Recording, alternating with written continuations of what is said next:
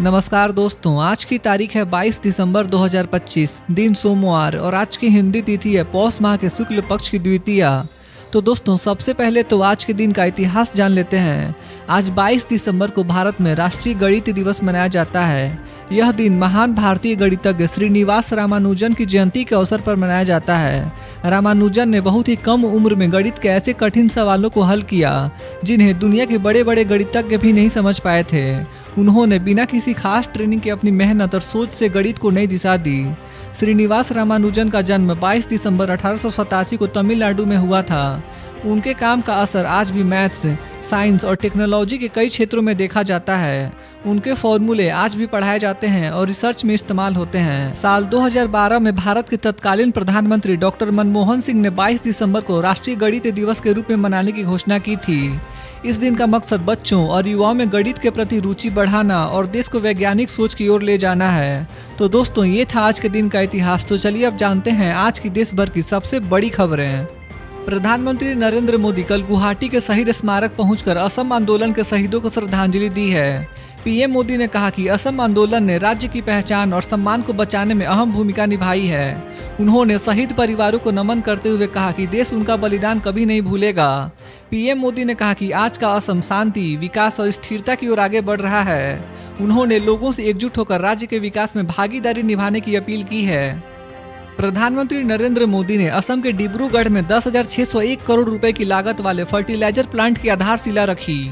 PM Modi ने कहा कि इस प्लांट से देश में यूरिया उत्पादन बढ़ेगा और किसानों को खाद की कमी से राहत मिलेगी। उन्होंने बताया कि इससे पूर्वोत्तर भारत में एम्प्लॉयमेंट अपॉर्चुनिटीज भी पैदा होंगी। पीएम मोदी ने कहा कि सरकार किसानों की आय बढ़ाने के लिए खेती से जुड़े इंफ्रास्ट्रक्चर को मजबूत कर रही है। यह प्रोजेक्ट आत्मनिर्भर भारत की दिशा में एक बड़ा कदम है। प्रधानमंत्री मोदी ने असम में ब्रह्मपुत्र रिवर क्रूज पर छात्रों से परीक्षा पे चर्चा की। उन्होंने एग्जाम स्ट्रेस, टाइम मैनेजमेंट और फोकस जैसे मुद्दों पर खुलकर बात की है। पीएम मोदी ने कहा कि परीक्षा जीवन का एक हिस्सा है, पूरी जिंदगी नहीं। उन्होंने छात्रों को पॉजिटिव माइंडसेट रखने और खुद पर भरोसा करने की सलाह दी है। पीएम मोदी ने पेरेंट्स और टीचर्स से भी बच्चों पर अनावश्यक दबाव न डालने की अपील की है। इस अनोखे कार्यक्रम की छात्रों ने खूब सराहना की है। पीएम मोदी ने कहा कि नॉर्थ ईस्ट इंडिया अब देश के विकास की मेन स्ट्रीम में आ चुका है। उन्होंने बताया कि पहले इस क्षेत्र को नजरअंदाज किया गया, लेकिन अब यहाँ हाईवेज, रेलवेज, एयरपोर्ट्स और इंडस्ट्रीज का तेजी से विस्तार हो रहा है। पीएम मोदी ने कहा कि असम और पूरे पूर्वोत्तर में निवेश बढ़ रहा है, जिससे युवाओं को रोजगार मिल रहा है। उन्होंने कहा कि सरकार का लक्ष्य है कि नॉर्थ ईस्ट भारत के ग्रोथ इंजन के रूप में उभरे। असम की जनसभा में प्रधानमंत्री मोदी ने कांग्रेस पार्टी पर तीखा हमला बोला है। उन्होंने कहा कि कांग्रेस ने दशकों तक असम और पूर्वोत्तर को सिर्फ वोट बैंक की तरह देखा है। पीएम मोदी ने आरोप लगाया कि कांग्रेस ने आदिवासी और गरीब वर्ग के विकास पर ध्यान नहीं दिया। उन्होंने कहा कि उनकी सरकार ने जमीन अधिकार, हाउसिंग और वेलफेयर स्कीम्स को जमीन तक पहुंचाया है। पीएम मोदी ने जनता से विकास और स्थिर सरकार को समर्थन देने की अपील की है। पीएम मोदी की फॉरेन पॉलिसी का असर 2025 में साफ दिखा। खाड़ी देशों के साथ भारत के रिश्ते पहले से ज्यादा मजबूत हुए हैं। ऊर्जा, ट्रेड, इन्वेस्टमेंट और सिक्योरिटी कोऑपरेशन में बड़ा विस्तार हुआ है। कई गल्फ देशों ने पीएम मोदी को अपने हाईएस्ट नेशनल अवार्ड से सम्मानित किया है। पीएम मोदी ने कहा कि मजबूत अंतर्राष्ट्रीय रिश्तों से भारत की इकोनॉमी और ग्लोबल पोजीशंस दोनों मजबूत होती हैं। इससे ओवरसीज इंडियंस को भी बड़ा फायदा मिल रहा है। प्रधानमंत्री मोदी ने कहा कि असम अब सिर्फ सीमावर्ती राज्य नहीं बल्कि डेवलपमेंट हब बन रहा है। उन्होंने बताया कि fertiliser plant, oil gas projects और कनेक्टिविटी प्रोजेक्ट्स से राज्य की इकोनॉमी मजबूत हो रही है।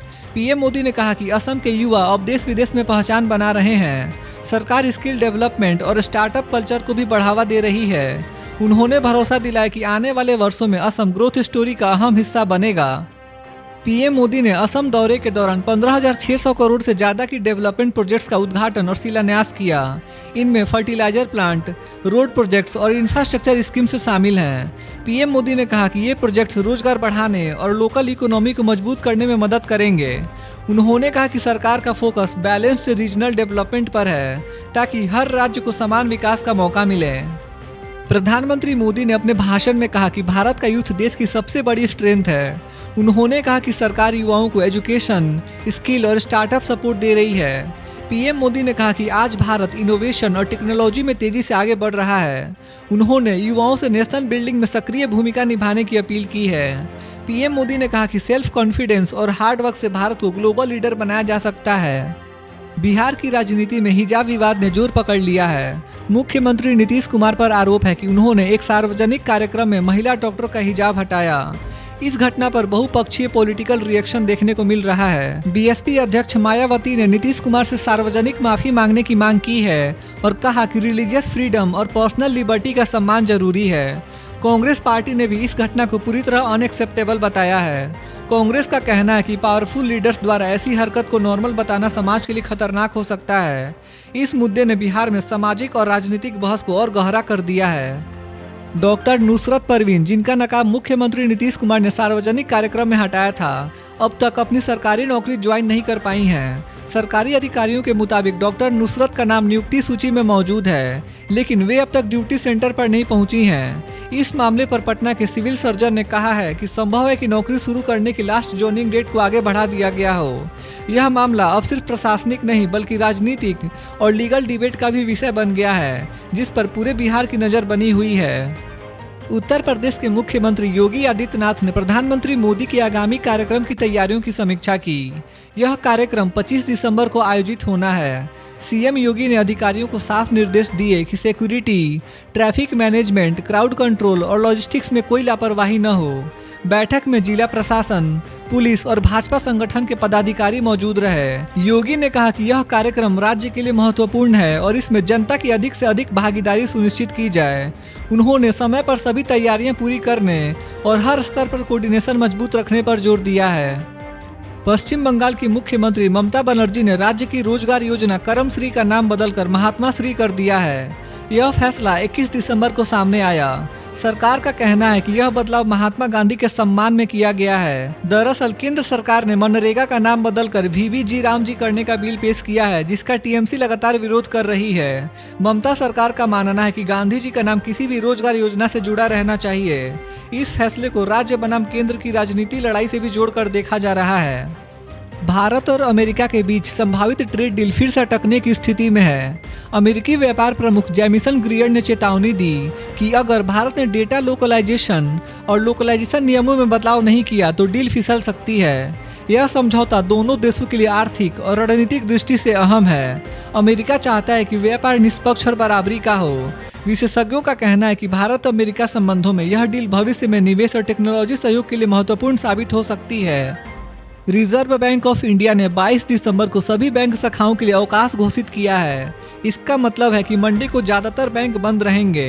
बैंकिंग कामों के लिए ग्राहकों को पहले से योजना बनाने की सलाह दी गई है। इस छुट्टी से एटीएम और डिजिटल बैंकिंग प्रभावित नहीं होगी, लेकिन ब्रांच सर्विसेज इस दिन नहीं चलेंगी। निवेशक और ग्राहक ध्यान दें और पेमेंट्स या ट्रांजैक्शंस को पहले से निपटा लें। तो दोस्तों, आज के लिए बस इतना ही था। देश भर के छोटे बड़े अपडेट्स और हर दिन के मुख्य समाचार देखने के लिए हमारे YouTube न्यूज़ चैनल इंडियन जनता न्यूज़ को सब्सक्राइब जरूर करें। मिलते हैं अगले वीडियो में, तब तक के लिए बाय बाय, टेक केयर, जय हिंद।